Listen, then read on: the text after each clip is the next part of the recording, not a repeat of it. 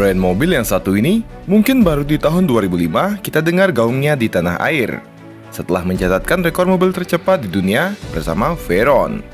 Tapi jangan salah, sejarah pabrikan asal Prancis ini sudah lebih dari 100 tahun lamanya.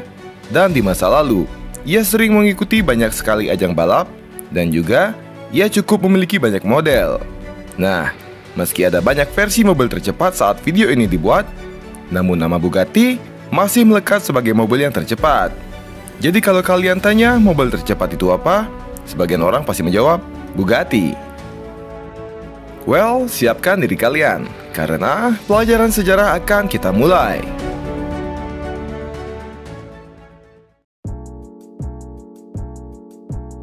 Semua dimulai pada tanggal 15 September tahun 1881 di kota Milan. Lahirlah seorang pemuda bernama Ettore Arco Isidore Bugatti. Ia berasal dari keluarga seniman. Ayahnya bernama Carlo Bugatti dan ibunya bernama Teresa Lorioli.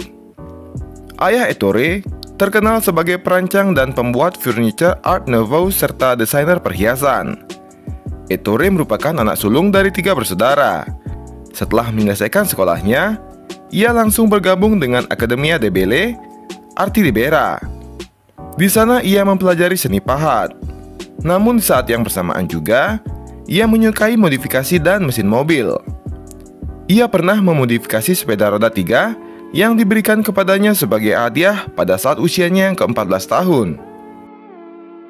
Nah, ayahnya yang sadar dengan potensi anaknya, lantas mengirim Ettore mengikuti pelatihan teknologi. Dan di tahun 1898, Ettore muda magang di sebuah pabrikan asal Italia, yaitu Printi & Stucci. Setahun kemudian, dengan pengalaman magangnya, ia berusaha untuk membuat mobil pertamanya. Mobil ini lantas diberi nama Bugatti Tipe 1. Namun sayang, mobil ini tidak pernah diproduksi secara massal. Baru di tahun 1900, dengan bantuan dana dari Count Culinelli, Ettore kemudian membuat prototipe mobil keduanya, sebuah mobil full size 4 roda yang diberi nama Bugatti Tipe 2. Spesifikasi mesin tidak diketahui, namun mobil ini sanggup melaju hingga kecepatan 60 km per jam. Dan pada musim semi tahun 1901, akhirnya Bugatti Tipe 2 dipamerkan pada ajang Milan Trade Fair. Di sana kemudian, ia mendapatkan penghargaan dari Automobile Club de France. Penghargaan tersebut menarik perhatian Baron Adrien de Turchim yang menawarinya pekerjaan di pabrik mobil Lorraine Deris di Prancis. Pada tahun 1902, Ettore kemudian pindah ke Alsace, yang kala itu masih merupakan wilayah kekuasaan Kekaisaran Jerman. Di sana ia bertugas di bagian produksi mobil, dan selama di sana, ia juga merancang dan memproduksi Bugatti Tipe 3 hingga Tipe 7. Dan mobil-mobil ciptaan Ettore Bugatti kemudian disebut dengan nama De Dietrich atas lisensi dari Bugatti. Namun di tahun 1904, Dietrich memutuskan mundur dalam bisnis mobil. Ettore Bugatti kemudian bekerja sama dengan Miles Matisse. Keduanya sepakat untuk mendirikan pabrik di dekat Strasbourg, Prancis. Nah, mobil pertama yang mereka produksi dikenal dengan nama Matisse Hermes atas lisensi dari Bugatti. Tidak jelas berapa mobil yang diproduksi kala itu. Namun 2 tahun setelah mereka bekerja sama, Ettore memutuskan kerjasama dengan Matisse. Ettore selanjutnya membuat penelitian mobil di Ilkirch Gravenstaden di pinggir kota Strasbourg. Di sana ia bekerja sama dengan perusahaan asal Jerman yang bernama Deutz AG dengan tujuan untuk memproduksi beberapa prototipe mobil. Dan di tahun 1907, Deutz AG kemudian menunjuk Ettore sebagai direktur perusahaan. Ia kemudian merancang prototipe Bugatti 8 dan Bugatti 9. Dan hebatnya, di samping bekerja di pabrik, Ettore juga bekerja di rumah dengan pengembangan Bugatti Tipe 10. Pada tahun 1909, Ettore Bugatti mendirikan perusahaannya sendiri dengan nama Automobiles et Bugatti. Perusahaan tersebut resmi berdiri di Molsheim, sebuah kota dekat Strasbourg, Prancis. Nah, sejak memproduksi mobil pertamanya hingga tahun 1911, ia sudah menjual sebanyak 75 unit. Ia lantas melanjutkan merancang mobil terbaru dengan nama Bugatti tipe 19. Dan mobil ini ditampilkan di Paris Motor Show di bawah merek Peugeot. Produksi massal Bugatti tipe 19 dimulai di tahun 1913. Kemudian mobil ini dikenal dengan nama BP1BB atau Peugeot BB. Di tahun 1914, Perang Dunia Pertama pecah.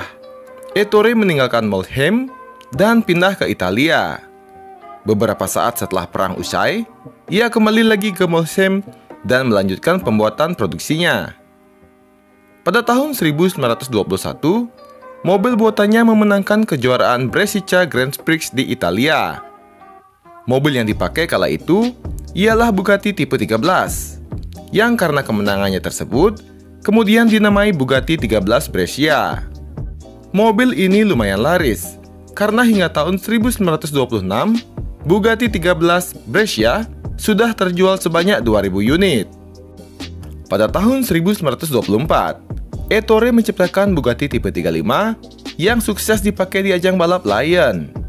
Mobil ini menorehkan sejarah karena telah memenangkan lebih dari 1.000 balapan pada masanya. Dan di tahun 1931, Ettore Bugatti membuat tipe 46. Mobil tersebut dikenal dengan nama Bugatti Petit Royal. Mobil ini juga merupakan model terakhir yang dirancang oleh Ettore Bugatti sendiri. Salah satu Bugatti paling mahal yang pernah ada yakni dibuat pada tahun 1936. Harganya jauh lebih mahal meski dibanding dengan Bugatti saat ini. Ialah Bugatti tipe 57SC Coupe Aero dengan nomor sasis 57453. Mobil ini juga dikenal dengan nama La Voiture Noire atau The Black Car.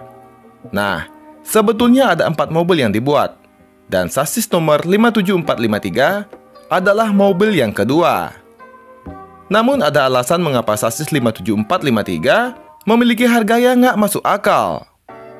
Mobil ini memiliki harga 114 juta dolar atau sekitar 1,5 triliun. Mungkin ini adalah mobil termahal di dunia, tapi kalian jangan harap bisa melihat mobil ini, karena setelah Perang Dunia Kedua, mobil ini menghilang. Sebelumnya sasis 57453 dipakai sebagai mobil pajangan untuk foto brosur dan pameran otomotif hingga tahun 1938. Dan juga, mobil ini dipakai oleh Jean Bugatti sendiri, anak dari Ettore Bugatti. Jadi sejarahnya lah yang membuat mobil ini sangat mahal. Perusahaan Bugatti terus berkembang sampai akhirnya di tahun 1939, Jean Bugatti, yang merupakan putra dari Ettore Bugatti, meninggal dunia dalam kecelakaan saat melakukan uji coba pada mobil Bugatti Tank tipe 57C. Kejadian tersebut membuat pukulan yang telak bagi Bugatti. Ditambah Perang Dunia Kedua mulai, dan pengambil alihan pabriknya yang berletak di Mülheim oleh Nazi, memberikan dampak bagi perusahaan. Pasca Perang Dunia Kedua berakhir, Ettore Bugatti mengalami kelumpuhan, dan dia meninggal dunia pada tanggal 21 Agustus tahun 1947. Setelah kematian Ettore, perusahaan tidak memiliki pimpinan yang bagus dalam melanjutkan perusahaan. Namun sekitar 8.000 mobil berhasil terjual. Meski begitu, perusahaan tetap mengalami masalah keuangan, padahal masih memproduksi mobil hingga tahun 1950-an. Namun karena tidak ada lagi model baru, perusahaan tetap berada di ujung tanduk. Hingga akhirnya di tahun 1960-an, Bugatti dibeli oleh perusahaan suku cadang pesawat. Namun, perusahaan tidak lagi membuat mobil. Bugatti tertidur selama puluhan tahun. Hingga akhirnya di tahun 1990, seorang pengusaha asal Italia bernama Romano Artioli menghidupkan kembali perusahaan. Dan selang setahun, Bugatti tipe EB110 resmi diperkenalkan. Sebetulnya, desain dari EB110 sudah ada sejak tahun 1987. Itu artinya 3 tahun sebelum Romano Artioli membeli Bugatti. Desain EB110 dibuat oleh trio engineering asal Italia, yaitu Tiziano Benedetti, Arceli Beveni, dan Oliviero Pedrazi. Dan tahukah kalian, mereka bertiga ikut serta dalam pengembangan sasis dan mesin Lamborghini Miura, Espada, dan Conta. Dan karena pengalaman tersebut, Romano Artioli mengajak mereka bertiga untuk menciptakan sebuah supercar dan lahirlah EB110. Bugatti EB110 menggunakan mesin V12 quad turbocharged dengan kapasitas 3.500 cc yang terletak di bagian belakang atau mid engine. Mesin ini dapat menghasilkan tenaga di angka 550 daya kuda di versi GT dan 600 daya kuda di versi Super Sport, dengan top speed mencapai 330 km per jam untuk versi GT dan 350 km per jam untuk versi Super Sport. Dengan total produksi sebanyak 139 unit dari tahun 1991 hingga tahun 1995.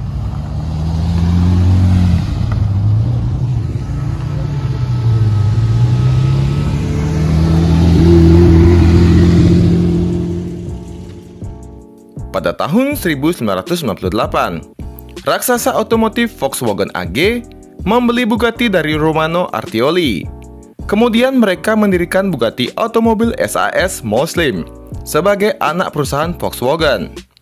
Di tahun tersebut, Bugatti mengeluarkan dua konsep car dengan kode EB118 yang merupakan coupe 2 pintu dan EB218 dengan varian 4 pintunya. Kedua mobil ini ditenagai oleh mesin W18 silinder 6300 cc 5 percepatan otomatis. Namun desain mobil ini kurang disukai oleh Bugatti Automobil SAS dan lebih memilih desain dari Bugatti 18 Strip 3 Chiron yang diperkenalkan di tahun 1999. Nah, mobil ini adalah cikal bakal dari legenda Bugatti Veyron yang kita kenal saat ini. Dan akhirnya, pada tahun 2005, Bugatti Veyron diperkenalkan. Ia menjadi yang pertama menyandang nama hypercar. Nama Veyron diambil dari pembalap Prancis dengan nama Pierre Veyron yang mewakili Bugatti dalam mengikuti ajang balap Le Mans pada tahun 1939. Veyron memiliki desain yang berbeda dengan supercar pada umumnya, yang biasa serba lancip. Desain Veyron justru membulat dengan grill besar di bagian depan dengan logo Bugatti-nya, yang membuat ia tampak elegan. Tidak hanya di eksterior, di bagian interior juga nggak kalah keren, dengan bahan yang berkualitas tinggi dan tampilan klasik yang mewah. Pertama kali saya lihat Veyron, saya juga heran. Emang bener ya, mobil dengan desain seperti ini bisa melaju lebih dari 400 km per jam. Tapi tentu saja, desain ini sudah difikirkan oleh engineering Bugatti dengan sangat matang. Selain bisa melaju lebih dari 400 km per jam, akselerasinya pun juga cadas. Dari 0 ke 100 hanya butuh waktu 2,5 detik saja. Dan mencapai 400 km per jam dalam diam hanya butuh waktu 50 detik. Hal tersebut bisa dicapai karena Veyron menggunakan mesin yang super besar dengan kapasitas 8000 cc, W16 silinder quad turbo yang dapat menghasilkan tenaga di angka 1000 daya kuda untuk varian standar dan 1200 daya kuda untuk varian super sport. Selain itu, dengan berpenggerak 4 roda yang membuat Veyron semakin stabil dalam berakselerasi. Ditambah Veyron memiliki active spoiler yang akan keluar pada kecepatan tertentu. Nah, untuk varian super sport, top speednya malah bisa sampai 430 km per jam.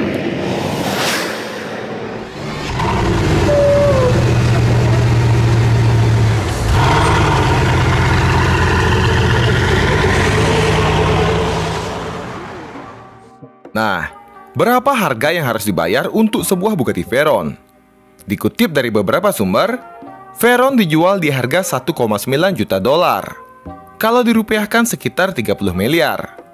Bukan untuk kaum menang-mending ya. Selain harga yang mahal, perawatan juga pasti mahal. Untuk sekali ganti oli dan servis ringan saja, memerlukan biaya sekitar 350 juta. Dapat Avanza nih.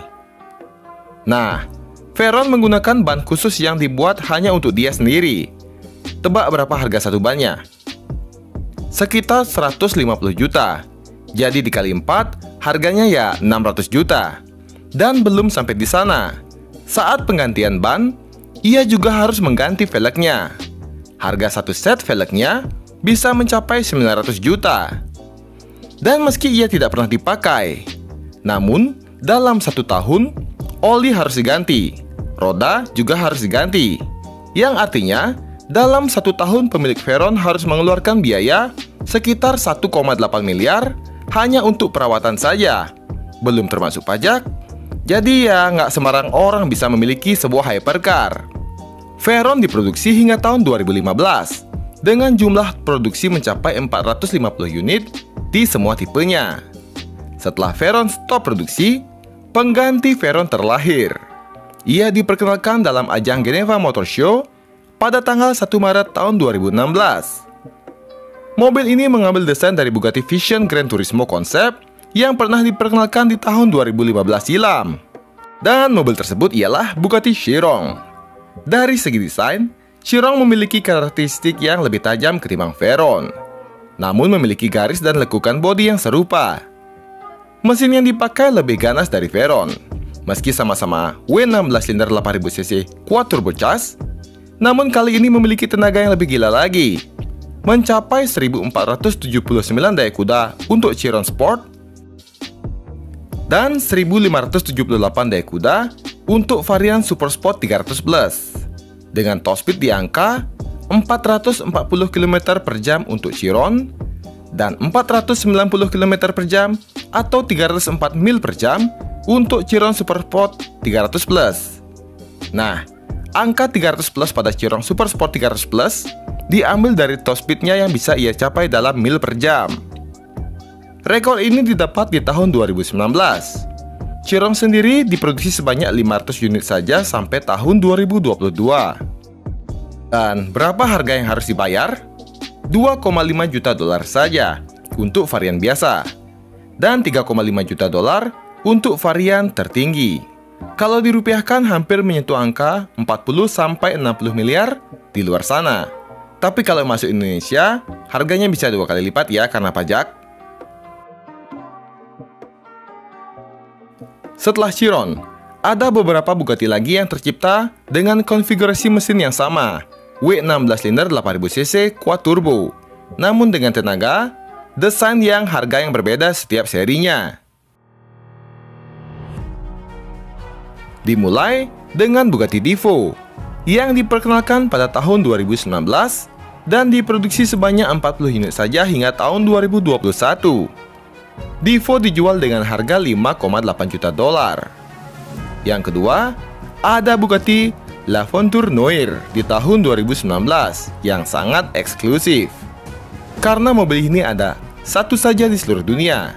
Dan kabarnya, mobil ini dimiliki oleh pesepak bola Cristiano Ronaldo. Harganya 18 juta dolar. Yang ketiga ialah Bugatti Centodeci yang dibuat hanya 10 unit saja sepanjang tahun 2022. Mobil ini memiliki harga 14 juta dolar. Di posisi keempat ada Bugatti Bolide yang diperkenalkan di tahun 2021, namun baru akan dijual di tahun 2024 dengan jumlah yang hanya 40 unit saja yang memiliki harga 4,5 juta dolar.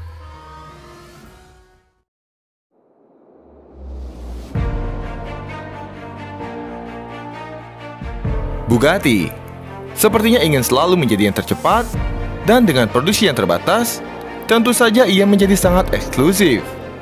Meskipun mahal, tapi mobil ini selalu habis terjual. Dan saya yakin sebagian dari Bugatti hanya dipajang oleh pemiliknya. Karena memiliki sebuah Bugatti adalah kebanggaan tersendiri bagi sebagian orang. Meski demikian, tetap saja Bugatti akan selalu menjadi ikon dari hypercar. Well, sejarah singkat Bugatti dari masa ke masa saya akhiri sampai di sini.